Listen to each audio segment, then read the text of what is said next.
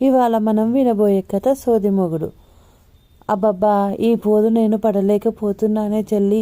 అసలు పెళ్ళి పెటాకులు లేకుండా హాయిగా ఉన్నా ఎంతో హాయిగా ఉండేదాన్ని అనిపిస్తుంది ఈ సోది మొగుడుతో పడే కంటే అంటూ ఫోనులో గగ్గోలు పెడుతుంది సంవత్సరం క్రితమే పెళ్ళి అయిన శ్రీలక్ష్మి తన భర్త నారాయణ గురించి తన చెల్లి మీనాతో. ఏంటక్క, ఏమైంది? నాకేం అర్థం కావట్లేదు. బావగారు మంచివారు కాదా అంటూ ఆశ్చర్యంగా అడిగింది. ఎంఏ పూర్తి చేసి టీచర్గా చేస్తున్న మీనా. మంచివాడా కాదా అంటే ఏం చెప్పమంటావు? చెప్పుకునేంత చెడ్డవాడు కాదు, దాచుకునేంత మంచివాడు కాదు అంది నీరసంగా. అబ్బా, సినిమా డైలాగులు ఆపి చెప్పక్క అంది విసుగ్గా వీణ. ఎక్కడి నుంచి మొదలు పెట్టాలో కూడా తెలియట్లేదు మీనా. వినయ్ వాళ్లకు ఇది కూడా సమస్యేనా అనిపిస్తుంది, కానీ దగ్గరుండి అనుభవించే వాళ్ళకే తెలుస్తుంది ఆ బాధ అంది. పెళ్ళైన నాటి నుంచి ఆయన వెర్రి చూపిస్తున్నాడు, నేనే గమనించలేకపోయాను. కొత్తక వింత పాతక రోత అన్నట్టు అప్పుడు తెలియలేదు, ఇప్పుడు తప్పించలేను. ఏంటో ఈ కర్మ నాకే పట్టింది అంది అక్క. అబ్బా, నీ మొగుడు సోది అని నువ్వెందుకు సోది చెప్తున్నావే తల్లి అంటూ తల బాదుకుంది చెల్లి మీన. 6 నెలలు సావాసం చేస్తే వాళ్ళు వీలవుతాదంటారు కదా, అందుకే నేను కూడా ఆయనలాగా అయి ఉంటాను అంది అక్క. సరే గాని ఏంటో చెప్పు అంది చెల్లెలు. ఏం చెప్పమంటావు? టీవీ సీరియల్ చూస్తుంటే వచ్చి జరగబోయేది ఊహించుకుని చెప్తాడు. అక్కడ ఆయన చెప్పింది కాకుండా ఇంకేదో జరిగితే వాడసలు ఆ డైరెక్టర్కి ఏం తెలియదు, అసలు ఆ డైరెక్టరే కాదు అంటాడు. ఎంతసేపు ఆయన గొప్పతనం చూయించుకోవాలి అనుకుంటాడు. ఆ చెప్పేది కూడా మనం వినలేం, విసుగు వచ్చేదాకా లాగుతాడు. ముక్కు ఎక్కడ ఉంది అంటే నేరుగా కాకుండా తల చుట్టూ వేలు తిప్పి చూపించినట్టు. సరే, టీవీ వదిలే వారానికి ఒక సినిమాకి తీసుకెళ్తాడు. హాల్లో కూర్చున్నాక సినిమా చూడనిస్తే ఒట్టు. ప్రతి సీన్ ముందే చెబుతాడు. కొన్నిసార్లు మా పక్కన వాళ్ళు అరుస్తారు కూడా, సినిమా చూడాలి, సైలెంట్గా ఉండమని. కొంతమంది నన్ను చూసి జాలి పడకుండా బయటపడుతున్నారే. బయటకు వచ్చాక సినిమా పేరు తప్ప ఏం గుర్తుండడం లేదు. నేను ప్రశాంతంగా వంట అయినా చేసుకుందాం తిన్నామంటే వండింది అంతా తిని చివర్లో ఈ కూర మా అక్క అయితే మస్తు వండుతుంది అని ఒకసారి అడిగి ప్రాక్టీస్ చెయ్యి అంటాడు. అసలు గరిటె కూడా సరిగ్గా తిప్పడం రాని మా విధన గురించి. సాయంకాలం సరదాగా అలా బయటకో గుడికో వెళ్దామంటే వాళ్ళ వీధిలో ఆడవాళ్ళని చూయించి, చూడు వాళ్ళలాగా రెడీ అవ్వాలి, ఇంకా కొత్తయేనా అంటాడు. ప్రతిదానికి వాళ్ళ అమ్మదో అక్కదో ఆయనదో సలహా అడిగి తీసుకోమంటారు.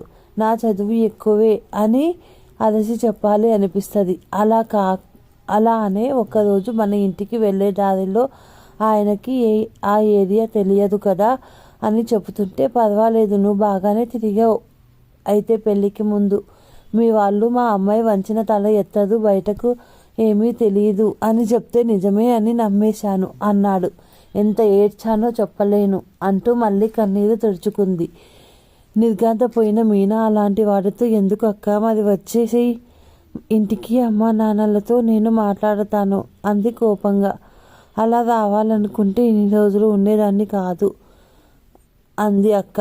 ఏడుస్తున్న వాళ్ళక్క శ్రీలక్ష్మితో ఏదో చెప్పి ఇలా ట్రై చేసి చూద్దాం అక్క అని కాల్ కట్ చేసింది. సంతోషం నమ్మకంతో ఫోన్ పక్కన పెట్టి కిచెన్లోకి దూరి చూసింది శ్రీలక్ష్మి. సాయంత్రం డ్యూటీ అయిపోయాక ఇంటికి వచ్చి నారాయణ ఫ్రెష్ అప్ అయ్యి భోజనానికి కూర్చున్నాడు. చపాతీ చికెన్ కర్రీ చేసి పెట్టింది. శుభ్రంగా తిన్నాడు రోజులాగే రొటీన్గా. లక్ష్మి, నీకు చెప్పాను అనుకుంటా, మా అక్క చికెన్ చేస్తే ఎముకలు కూడా కనపడవు ప్లేట్లో. ఖాళీగా ఉన్నప్పుడు వెళ్ళి నేర్చుకో అని కొంచెం గర్వంతో. వండమంటాను, అప్పుడు లైవ్లో నేర్చుకోవాలి అంది వినయంగా. ఆ రోజు రాత్రి నారాయణ వాళ్ళ రిలేటివ్ అమ్మాయి నుండి మెసేజ్ వచ్చింది, హాయ్ బావా అని. ఎప్పుడూ చేయని ఆ అమ్మాయి మెసేజ్ రావడంతో చాటింగ్ స్టార్ట్ చేశాడు. బావా, ముందు నాకు తెలియదు, నీకు పెళ్ళయ్యాక నిన్ను ప్రేమిస్తున్నాను అని అర్థమయ్యింది అంటూ ఏడుస్తూ మెసేజ్ పెట్టింది. 2 రోజులు గడిచాయి. నారాయణ ఆ అమ్మాయితో చాటింగ్ చేస్తూనే ఉన్నాడు. ఫోన్ శ్రీలక్ష్మి చూడకుండా రోజు కలవాలి, ఇంటికి వస్తాను అని మెసేజ్ చేసింది. వద్దు వద్దు, నేను వస్తున్నా, నువ్వు బస్ స్టాప్ దగ్గర ఉండు అని స్నానం చేసి వెళ్ళాడు. ఫోన్ ఛార్జింగ్లో వెళ్ళి నారాయణ స్నానం ముగించుకొని వచ్చేలోపు ఫోన్ శ్రీలక్ష్మి చేతిలో పట్టుకొని సీరియస్గా ఉంది. హడలిపోయాడు నారాయణ. ఎక్కడికి బయలుదేరారు అంది సీరియస్గా. డ్యూటీకి అన్నాడు తడబడుతూ. ఇంకా ఈ దాపరికాలు ఎందుకు, నేను మా ఇంటికి వెళతాను. వెంటనే పరుగున వచ్చి నేను మా ఇంటి ఆమెని కాపాడు లక్ష్మి, నేను చెప్పేది విను అంది. చి, నా చెయ్యి వదలండి అని విదిలించింది. ఏం చెప్తారు, నీ పక్కనే ఉంటూ ఆ అమ్మాయితో చాటింగ్ చేస్తున్నానా?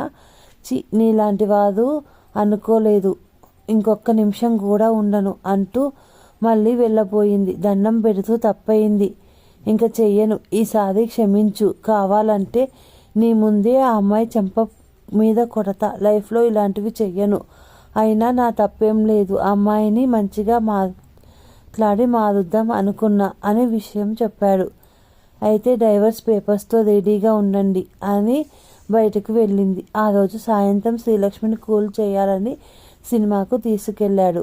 ఎప్పటిలాగే ఆ సినిమా కూడా చదవకుండా చూడనివ్వకుండా స్టోరీ చెప్పేస్తున్నాడు. ఓపిక పట్టలేని శ్రీలక్ష్మి, ఓహో సినిమా వరకు వచ్చిందన్నమాట మీ చాటింగ్ అంది కోపంగా.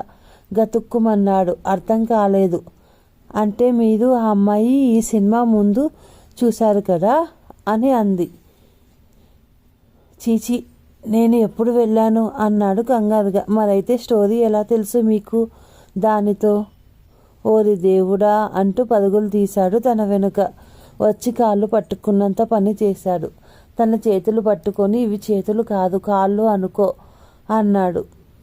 నిజంగా బుద్ధి ఉంటే మళ్ళీ ఎప్పుడు సినిమా స్టోరీ చెప్పను అని మనసులో అనుకున్నాడు. నిజంగానే నాకు ఆ అమ్మాయికి సినిమాకి వెళ్ళేంత పరిచయం లేదు అంటూ బతిమాలాడు. మరి మీకు ముందే స్టోరీ ఎలా తెలుసు అని అడిగింది శ్రీలక్ష్మి. నా బొంద నాకేం తెలుసు, ఊరికే ఏదో వాగుతుంటాను. నా భార్య ముందు నాకే అన్నీ తెలిసినట్లు ఉండాలి అని అంతే అన్నాడు. తర్వాత సండే రోజు చికెన్ ఫిష్ ఫ్రైతో భోజనం బల్ల అదే డైనింగ్ టేబుల్ రెడీ చేసి భోజనానికి కూర్చోబెట్టింది నారాయణను. అవి చూసి ఆవురావమని తినబోతూ నోట్లో పెట్టుకున్నాడు. అంతే, గొంతు దిగలేదు. ఇదేమిటి ఇంత చందాలంగా వండావు అన్నాడు డిసప్పాయింటింగ్గా. అయ్యో అదేంటి, మీ అక్కయ్య గారిని తీసుకొచ్చి వండించాను. మీరే కదా నేర్చుకోమని చెప్పారు, అందుకే ఇంట్లోనే స్టార్ట్ చేశాను క్లాస్ అంది భుజాలు ఎగరేస్తూ. తన తప్పు తనకి క్లియర్గా అర్థమయ్యింది. క్షమించమని అడిగాడు. ప్రతి బాధకి తన పట్ల తన భర్త కుటుంబం పట్ల సొంత ఆలోచనలు ఉంటాయి.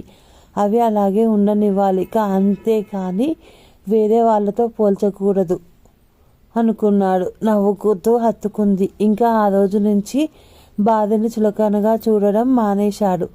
మీనాకి ఫోన్ చేసి ఈసారి నవ్వుతూ థ్యాంక్స్ చెప్పింది. ఆ అమ్మాయిని ఎలా ఒప్పించావే అని అడిగింది. భావనస వాళ్ళందరికీ తెలుసట, అందుకని వెంటనే ఒప్పుకుంది. ఇప్పుడు మారారు, సంతోషం. నిజమే అక్క, మన పార్ట్నర్లోని లోపాలు ఉంటే మార్చుకోవాలి, అంతేకాని వాళ్ళని దూరం చేసుకోకూడదు. కాకపోతే ఓపిక్గా ఆలోచించి అడిగేస్తే అంతా సవ్యంగా ఉంటుంది అంటూ బాయ్ చెప్పి కాల్ కట్ చేసింది మీనా. మీకు కూడా బాయ్ బాయ్. ఈ కథ నచ్చినట్టయితే లైక్ చేయండి, షేర్ చేయండి, సబ్స్క్రైబ్ చేయండి. Thank you.